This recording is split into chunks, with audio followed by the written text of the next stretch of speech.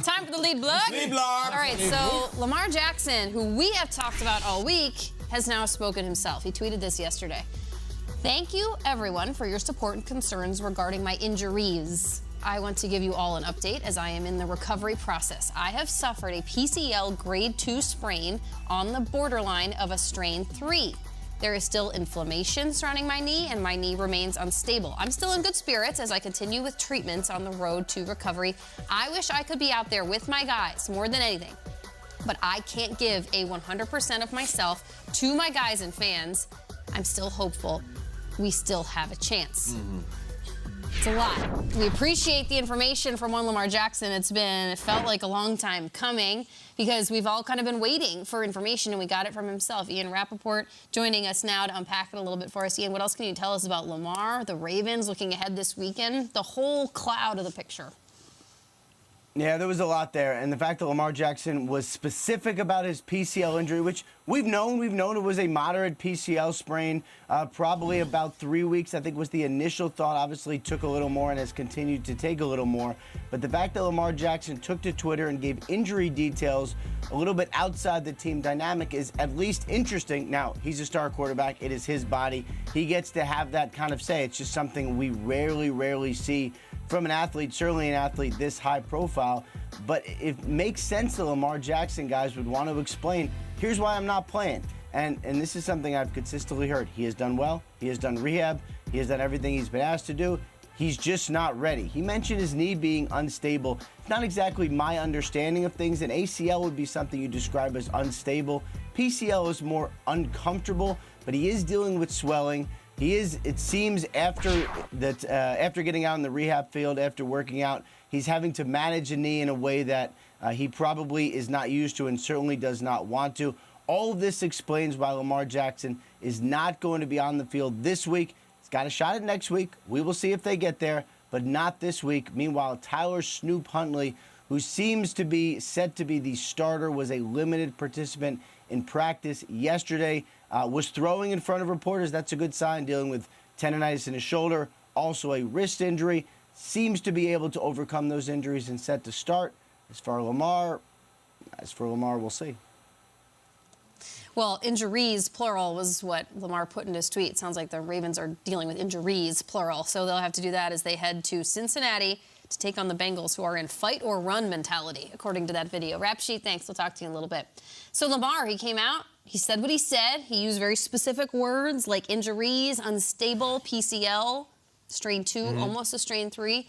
Jason, what do you make of Lamar coming out and putting word into action? Yeah, you can add inflammation. He used that word as well. And we see the last few weeks, we haven't saw the Ravens talk a lot about Lamar's injury. It's like, oh, there's no update. And he's right. He's right. We don't usually see a player come to Twitter to say, all right, it's a PCL injury, it's grade 2, but hey, it was almost grade 3. And I think from Lamar Jackson's standpoint, and probably whoever's advised him, because I doubt Lamar was, all right, I'm about to type this tweet and say all of these things, but it's just like, listen, everybody's talking about this and saying Lamar's not playing. Oh, could it possibly be a contract? Is he trying to hold the Ravens hostage? And we haven't heard Lamar's in here. He's working every single day. He's trying to get back on the field. It just hasn't happened yet. And for me, I looked at this yesterday and I was just like, this is Lamar speaking for himself. You know what? If no one else is going to say it, I'm going to let everyone know I'm here, I'm in treatment, I'm in rehab, I'm doing the things asked of me to get back on the field, but my knee is not 100%. I can't give us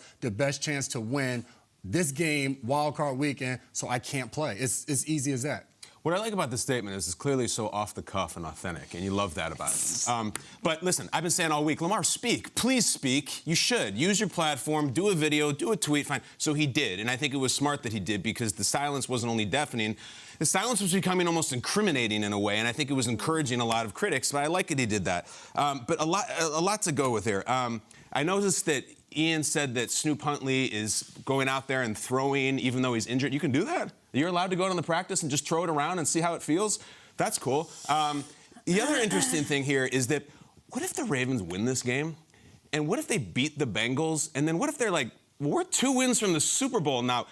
Now can we see the stability or the comfort or whatever it is? But I'm glad to hear from him. It puts a lot of things to rest, but there's almost a whole new, what is it? Can of worms. That's what it is. Yeah. If the Ravens win, because then Lamar, like, now we really need you out here, dude. Look, there's been skepticism on what the heck is going on here for 3 weeks, and then it finally bubbled up this week. But there were people who thought, all right, Week 18, you're going up against the Bengals, and there's still a chance you can win the AFC North. Like, when Lamar didn't go for Week 18, that wasn't a meaningless game. I think it was pretty much shed a light on this, that there's actually a real injury that not only is a real injury, a significant one, if he's not going to even go for that game.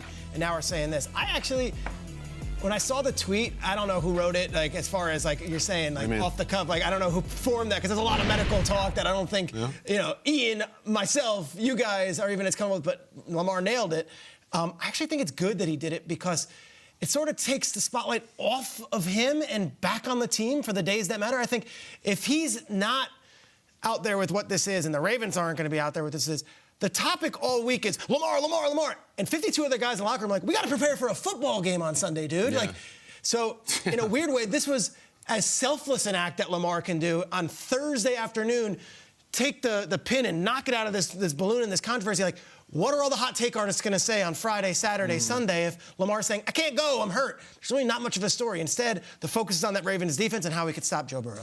It's funny, you see this tweet, and, like, all we wanted all week is to pick something apart, and we just, like, are waiting. Now it's here, and all I want to do is, like, pick very specific words and the way he said things. Like, I find it fascinating that he made injury plural. I really do, because I think there's might be other things at play. He's just letting us in to the know on the PCL. The degree of sprain or strain I find fascinating, because all of a sudden he wants people to understand that, like, I wasn't even back at the week-to-week. Those weren't even my words. Now he's really back at I'm speaking for myself, which I feel drives an even bigger kind of gap between team, coach, and player, because he's taking the power back into his own hands. And finally, for him to say, I can't give 100% of myself to my guys and the fans. I feel like the word organization could have been used there, or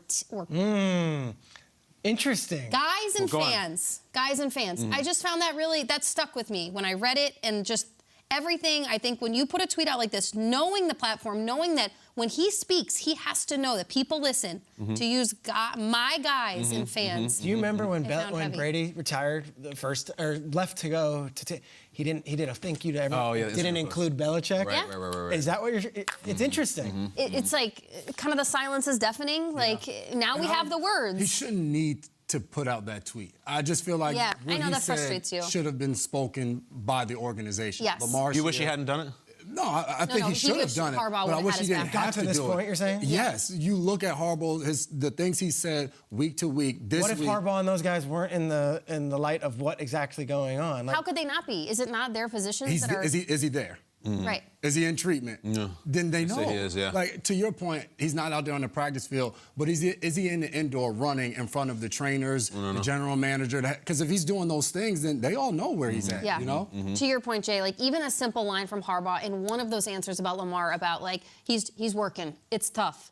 It's hard. He's doing hard work. Yeah. Like, it just to imply that, like, the challenge is in front of him and it's not behind him for his quarterback. All right, let's take this another step further into Sunday's matchup, because now we got to spin the wheel forward. Baltimore, Cincinnati. Can the Ravens win this game without Lamar Jackson? Peter, what do you think? I think they can. I think they have to play Ravens football and muck this thing up. Like, Sunday night, under the lights in Cincinnati, big underdogs. There's more than Lamar to this rivalry. In fact, these teams, they hate each other. And I think the players hate each other. I like that. Right I like that. I mean, this is real. I want them to. So after Sunday's game, all the Bengals players started accusing the Ravens players for being dirty. They said there was a couple dirty things that happened in that game. Patrick Queen come out and spoke. Take a listen to what Patrick Queen had to say when his team was accused of being dirty against the Bengals. We'll see Sunday night. If it's smoke, it's smoke. I mean, we ain't running from nobody. If y'all feel like people was doing stuff dirty and y'all weren't at the same time, then, I mean, you could look at film in the past from what they was doing and stuff too. So, I mean, at the end of the day, whoever got beef with each other, they got beef with each other. But at the end of the day, we going out there to play a football game. We ain't trying to do nothing extra, but we got a job to do. And that was Burrow and Chase's college teammate. That is a guy who has history there. Look, the Ravens, when Lamar had his dream season, they piled it on the Bengals. And they put up 50 points and were running the ball and throwing the ball. And Zach Taylor remembered last year they play, and the Bengals started piling it on the Ravens. They had no Lamar, and in the final game they played, Zach Taylor was calling deep passes to Chase. Run it up, run it up. Teams don't like each other. Divisional matchup. If this thing is like 16-13 or 13-10, Ravens can win this game. That's how they win. They get in a shootout. God bless them. They're not having a chance. You know, Peter, you were here yesterday, and we talked about the same thing. Can the Dolphins beat the Bills? And we really couldn't come up with a reason. We tried, and we love the Dolphins. We couldn't get there. For some reason, this one seems palatable. I'm not sure why. The quarterback is out. It's a division rivalry, just like the other one. But, of course, the answer is yes. I do think it has a lot to do with the quarterback. Now, if Lamar's not going to play, we don't know if Snoop Huntley's going to play. We don't know. He's out there trying. I think if he plays, they can win. This is a guy who's played really good ball. He played really good ball last year. He can chuck it. If he can't go, then we're back to Anthony Brown, who's an undrafted rookie and who threw 2 interceptions against the Bengals about 20 minutes ago. I think it's a lot to ask of the guy to go out and outplay Joe Burrow and go back and forth. Or maybe it's a lot to ask of Queen and Roquan and whatnot to hold. You're going to hold the Bengals to 16, 13 points? I don't know if you are, especially on their field. I actually think the season hangs in the balance in the training room of the Baltimore Ravens right now, having nothing to do with Lamar. Lamar's not going to be out there. With Huntley, we can win with one hand behind our back. We can't win with two. We can't just be doing headbutts with Anthony. That's the only way. I think if Snoop Huntley plays, they can win. Really tough if he doesn't. It's like, put it this way, the Dolphins could beat the Bills with Teddy Bridgewater. I do think on a given day. Skylar Thompson's going to be tough. That's where we're at with the Ravens. Hangs in the balance of the training room. I love that. And I'm right with both of you guys. I think the Ravens have a chance to win this game. Just when they played Cincinnati in Week 18, the Baltimore Ravens had 4 turnovers. The touchdowns that Cincinnati scored, the 3 of them they scored, were all off turnovers. The 2 interceptions that Brown threw, and then also the sack fumble in the end zone. All right. Those are all 3 of the touchdowns. The defense played well. So, thing that's going to add, Mark Andrews is back. J.K. Dobbins is going to be playing this week. Got rested up in Week 18 for his opportunity to come back here in the wild card round and be able to go out there and play. Since returning, since Week 14, he's been the leading rusher in the NFL, averaging 7 yards per carry. So getting this guy back on the field, Peter just said the Ravens need to muck it up. Play good defense and hold on to the ball. And how you do that is hand it off to a good running back. Gus Edwards was still able to practice yesterday on a limited basis. If you can get Dobbins out there, the mixture of him and Gus Edwards, you can hold on to the ball long enough, play good defense, make this an ugly win, and you can possibly move on to the next round and maybe get Lamar back. Yeah, there feels like there are opportunities for solutions for how the Ravens can beat them. J.K. Dobbins is one of them. Muck it up defensively. How is it possible that Roquan Smith gets traded midseason, signs a 5-year, $100 million deal this week, and yet we're not really talking about it? We have not once addressed it on the show because Lamar Jackson, I mean, rightfully so, the cloud of that conversation, but Roquan Smith has made such a difference. This is since he was traded. This is the Ravens defense. And frankly, we were kind of awestruck at the way this defense started this season. It was not what we were used to seeing, and that goes back to last year. Since Week 9, look at where they rank. He made such a difference. He zipped this defense up like they needed something fierce. I think he could be the difference. They got to turn the ball over. They got to make Burrow uncomfortable. This Ravens defense has not allowed a 300-yard passer since Week 9. Just one time. Trevor Lawrence did it. They have not allowed a 100-yard rusher since Week 9. One time they did it, Najee Harris. If they can limit one of those 2 factors with the Bengals, and Roquan Smith's going to be a huge part of that, I think they could challenge them. 13-10 does sound like where they have to hang. All the pressure is on Cincinnati. They're the defending AFC champions. They've got now your 2nd or 3rd string quarterback. Like, Ravens have a ferocious defense. Roquan Smith's a $100 million man, and we're not talking about it.